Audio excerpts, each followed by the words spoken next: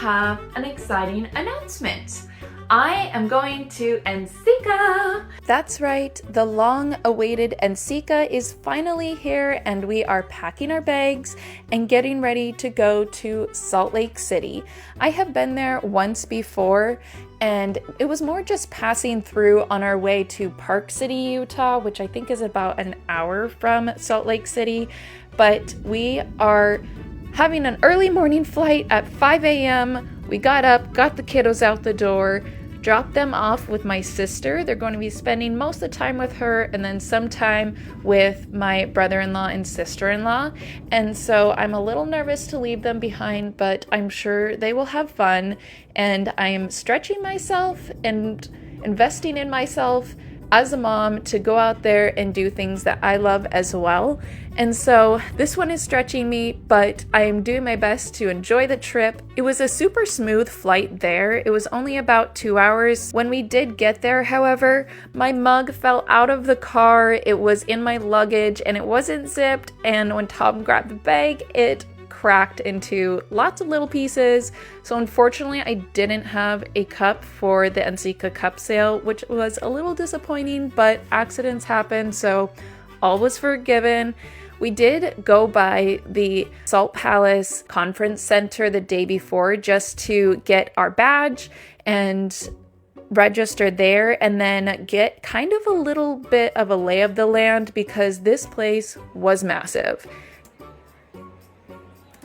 And here we are on day one. This is in the resource hall. So this has all the vendors you could think of, from Mako, Brent, like everybody. Everybody's there, Speedball.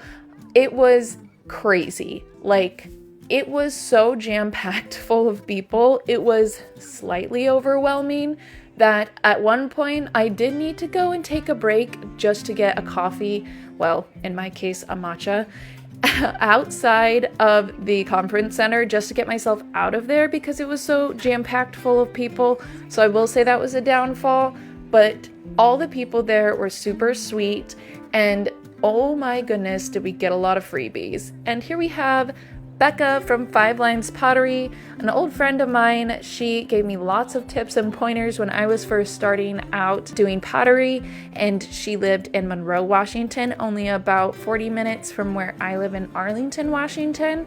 And so it was so great to see her. I got to catch up with her and a couple of her friends for drinks one of the nights, so that was super fun.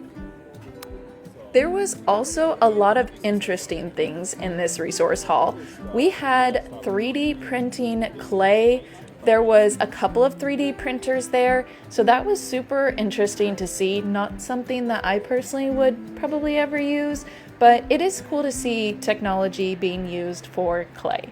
So thought that was interesting. There was loads of demos happening at each of the booths, lots of well-known potters that the booths would hire to come and do demos for the weekend. And so that was fun to see. And everyone's booth displays were on point. There were such fun booth displays.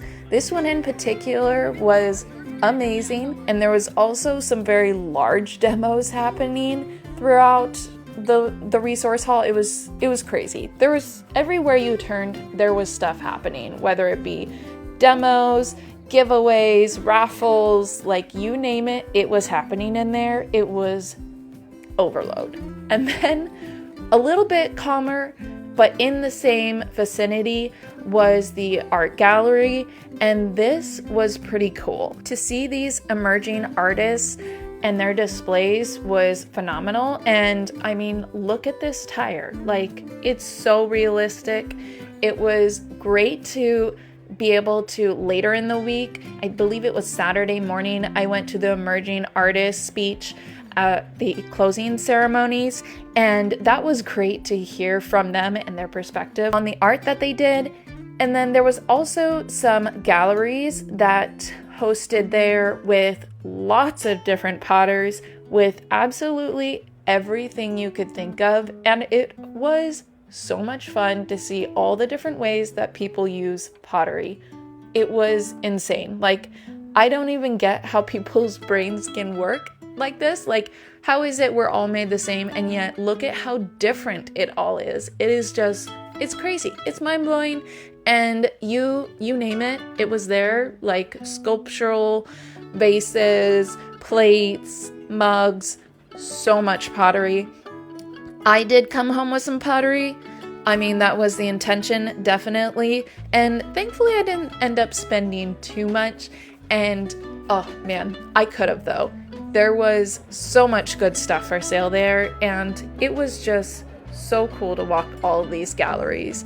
It was a little stuffy in there because you had everybody bumping in and out of these very crowded booths. There was an Airstream booth there as well, and I would have loved to take a little bit more time, but it was so jam-packed full of people 100% of the time that it did make it so you kind of wanted to get in and out of the booths. But so much good pottery, including some Mexican pottery, which I was just all about. Then we had the Salsa Salt exhibit, which was lots of fun. So these are all going to be strung together and submerged into, I believe, the Atlantic and used as a reef. And so that was super cool to be a part of and know that the piece that I made is going to be submerged and used as a reef for little fishies. So basically the only requirement for these pieces was that there had to be a hole in it so that they can string the pieces together, which I definitely feel like not many people read the instructions because there was a whole lot of pieces without holes in them.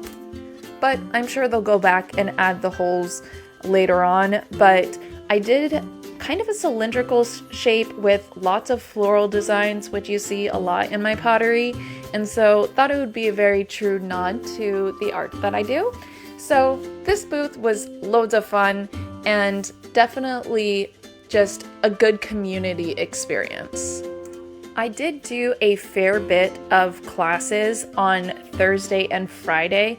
Wednesday was strictly just going to the resource hall, and then Thursday was jam-packed full of classes. Friday was a little bit calmer, so I was able to go to a lot more of the galleries that they had hidden throughout the conference center.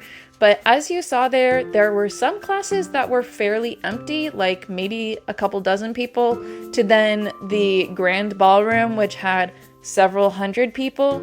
So it was kind of hit or miss on whether there would even be room in some of the classes at times.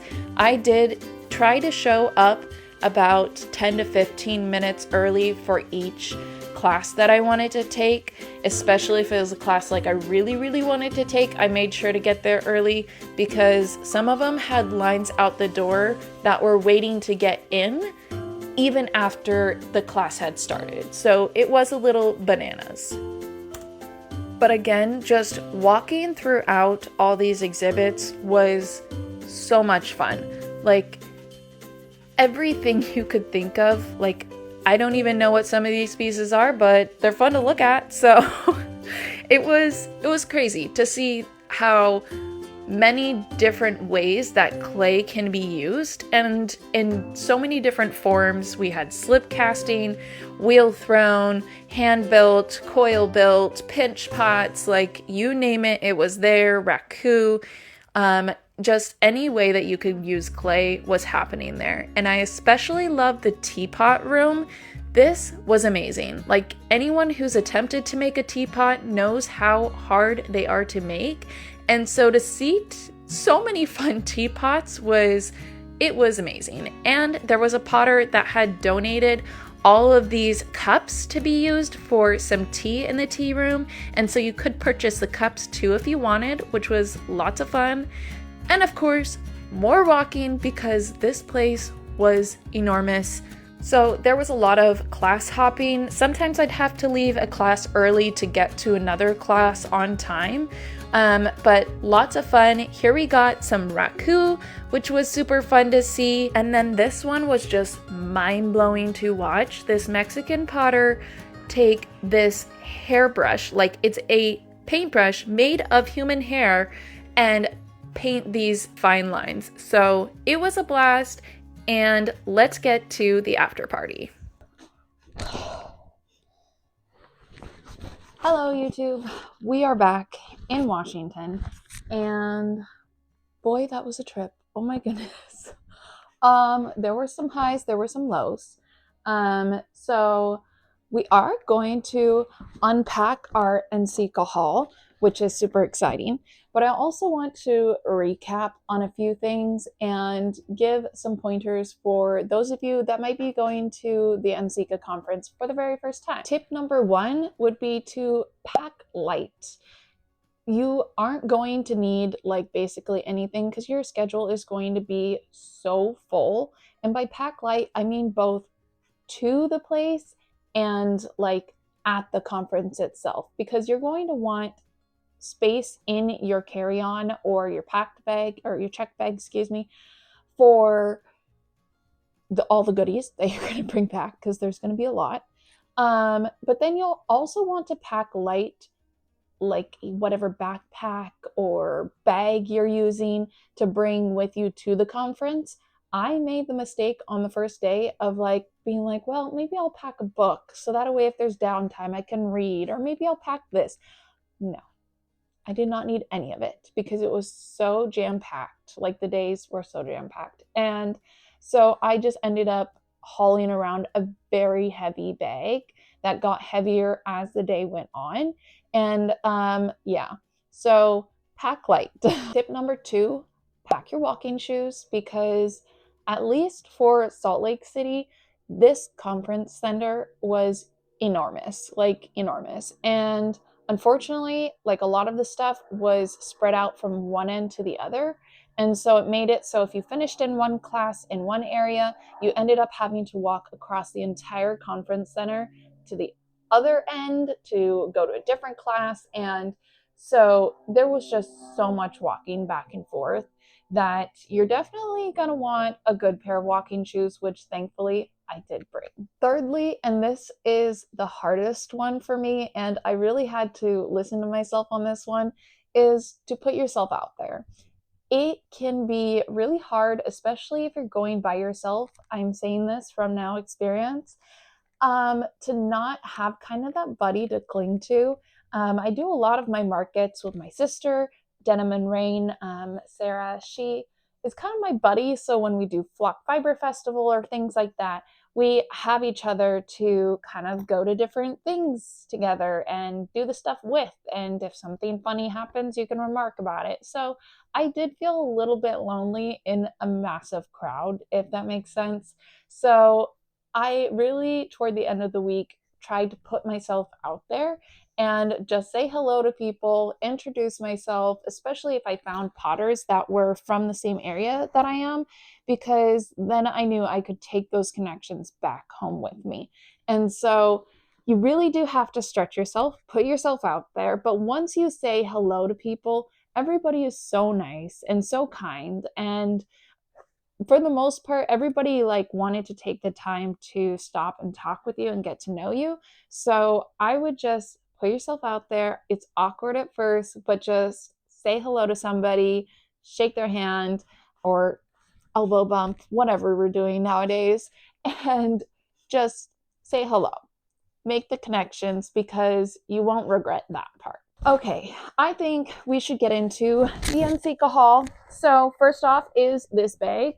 So NCECA gave out, I don't know if they've done this in years past, but they gave out some small reusable bags, but they were so paper thin that mine literally ripped before I had even put anything in it. And I did have like some embroidery stuff with me that I took along on my trip. And so I did try to sew it, but these bags were just so thin that it just ripped again the moment I started putting stuff in it. So I found this nice big cotton bag at Griffin Grip. And so I grabbed that. Ignore the giant spill on the back. I don't know what that is, but we'll wash it. So this proved very handy and very helpful because I got lots of stuff. And not necessarily that I purchased a lot of stuff, but there are so many freebies that you'll eventually find yourself saying, I'm good, no thank you.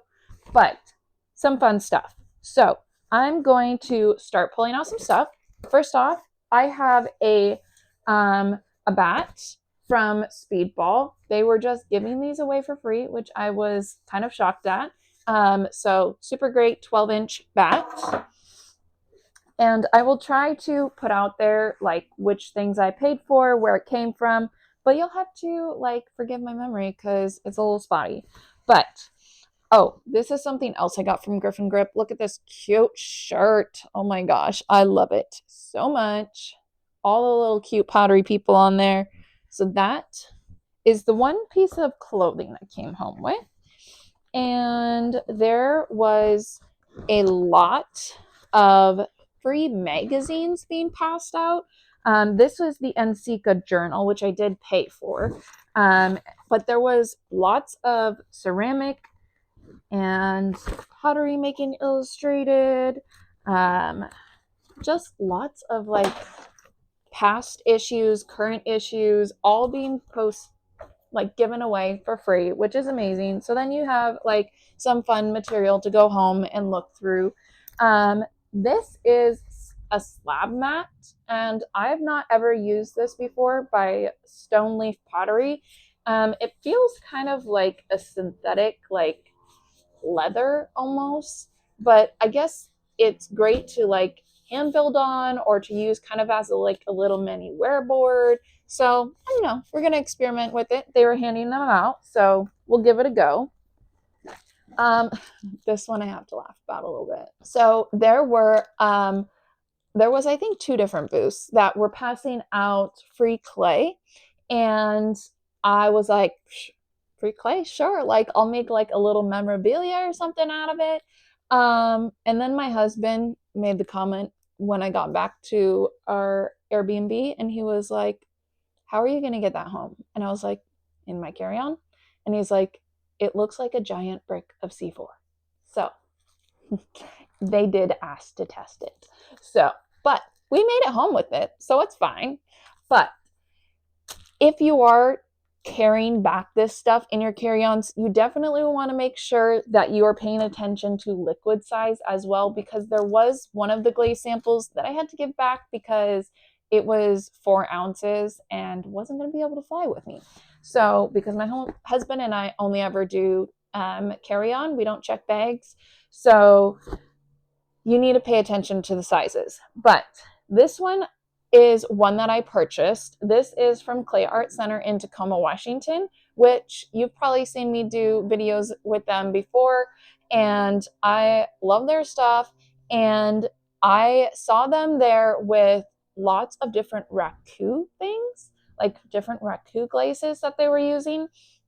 And this is so cool. So when you paint it on, then when you go to put your horsehair or feathers on, wherever that touches, it's going to burst the color out. So pretty. So I really wanted to get this and try it because I have an upcoming Raku class.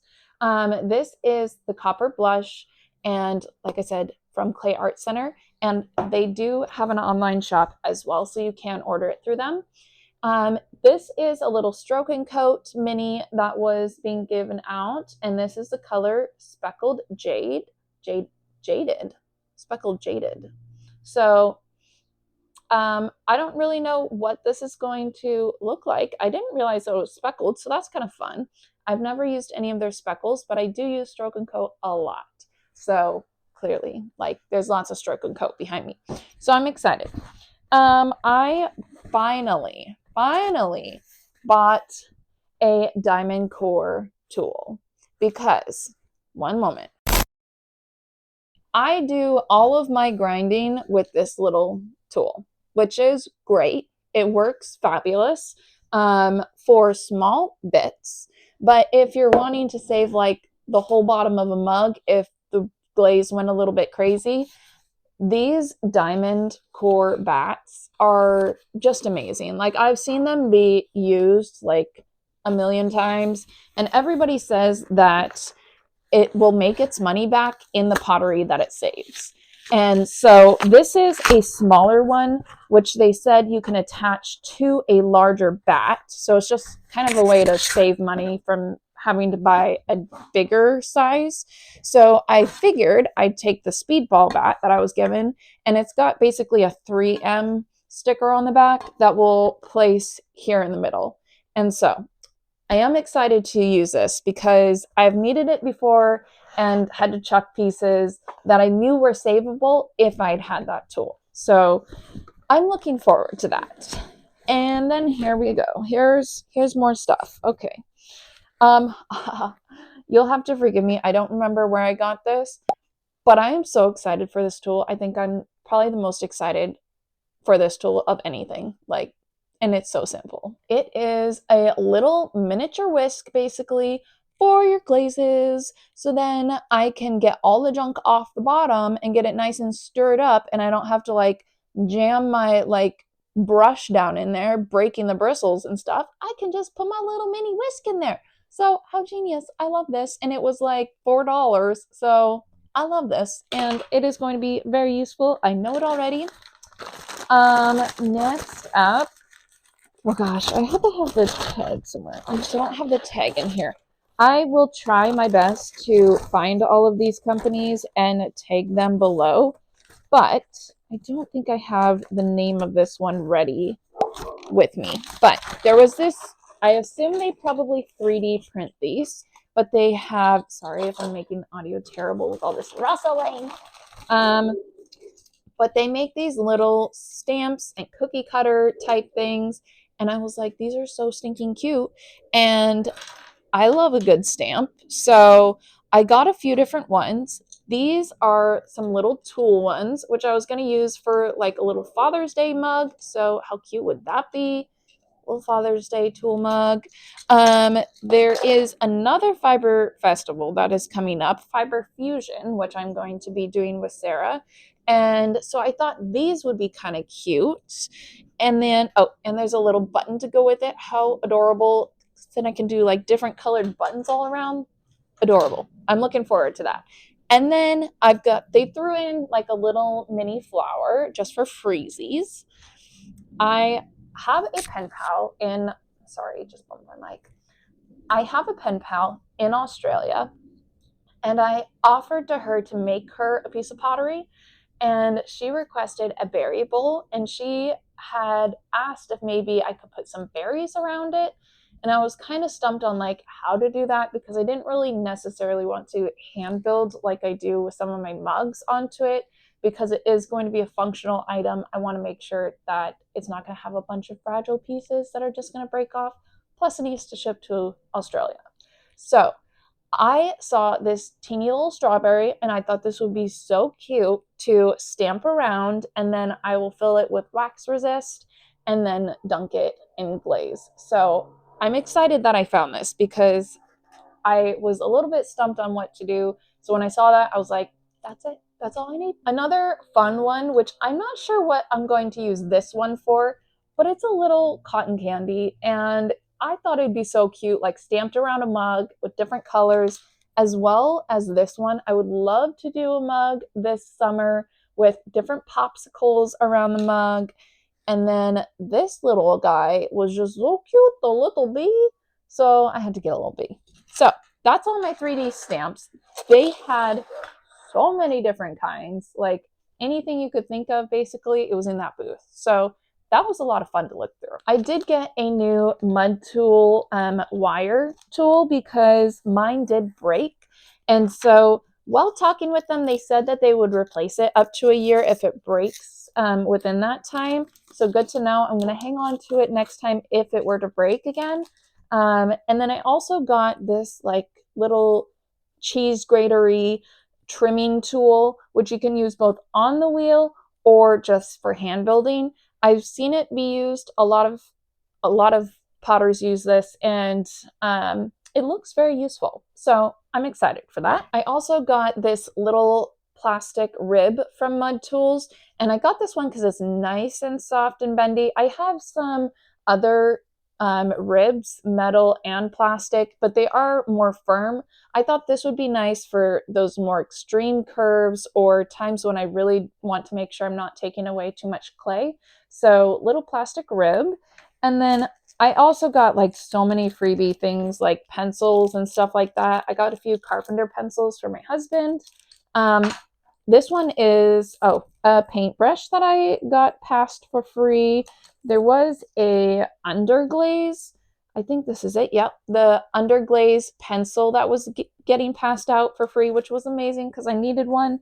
So just lots of little freebies along the way, some different pens and stuff like that. Then there were also so many stickers. Holy moly. Like everybody was passing out stickers. There's like Harvard Ceramics, Brickyard Network, which I listen to for Flex sake, which is amazing. Here we got Wheel Talk Podcast, which is Becca, who is a friend of mine. And we just have so many stickers here, like so many cool things. I'll try and do a little flat lay of them so you can see them all. And then I also tried to collect business cards from everybody that I wanted to either connect with later or follow on Instagram. So I just took a card, stuck it in my bag, and I'll go through them a little bit later. All right, baby girl got very sad. She needed her mommy, so she's just going to join us for our video. Hi, little Marley Rose. Okay, so continuing on. I have, what do I have left in this bag? My lovely little name tag doodad. I think aside from this bag, which was handed out for free, another little canvas reusable bag, I think the rest of what I have is pottery. So that's exciting. Let's get into it. This mug, I guess teacup, we should call it, because it has a saucer. I saw it and I was like, oh, that's kind of cool. But then I picked it up and it was so tactile and heavy, which normally I don't love heavy pottery. I like a nice light pottery, but there's something so grounding about holding this piece, and it's just amazing. And I could envision drinking my matcha out of this, and I have a few times now, and it is great. There is just something about this beautiful mug, and I love it. And if you know, you know. So check this potter out. She's amazing. Again, I will link her below. I actually got to meet her in person at one of the booths, so that was exciting because I bought the teacup one day.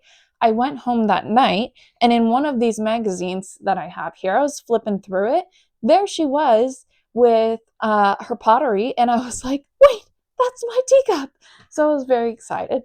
And then I saw her the following day, and I was like, wait, is that her? Like, I don't want to be creepy, but I think that's her. And I was like, could I get your name? And she told me, and I was like, I just bought one of your teacups yesterday, and it was amazing. Huh, Marley Rose? Yes, it was. It was amazing. And anyhow, so I had to tell her how amazing and tactile it was to hold this teacup. So she loved the feedback. Yes, she did. Yeah, you look so tired. Okay. Next up is a potter that was selling lots of things from his town in Chihuahua, Mexico. And when I saw this, I was like, holy moly, it's freaking gorgeous. It has to come home with me. Look at the colors on this. Like, it is so stunning. Like, those like peachy salmon colors with the blues and greens. And oh my gosh, it's just so perfect. And he said that this is one that his neighbor made. He had pottery from his mom, his cousin, his neighbors. He basically just collects all this pottery and then brings it up here to sell it for them. And I am just in love with this piece. I do collect some vases in my house, and I cannot wait to put that up on the shelves along with the rest of my vases. I'll try and do a tour someday, I think, of all the pottery that I have in my house, because I think that could be fun. And yes, I packaged these things with whatever I could find to make sure that they would make it home. Even though it was going in our carry-on bags, I still was a little nervous about it like getting shoved under a seat or something and getting broke. So this last piece is a gift for my sister who was watching my kiddos for the majority of the time that I was gone. And it is so cool. Look at that. This is from that same Mexican potter, and it's just so different. Like, you don't normally, I feel like, see this carving pattern. And it was just so cool and different. And I know that the black moody bit will just mesh so well into her home. So I did check with her to make sure that she wanted it, because I was like, I don't want to bring you home pottery that you're not going to like.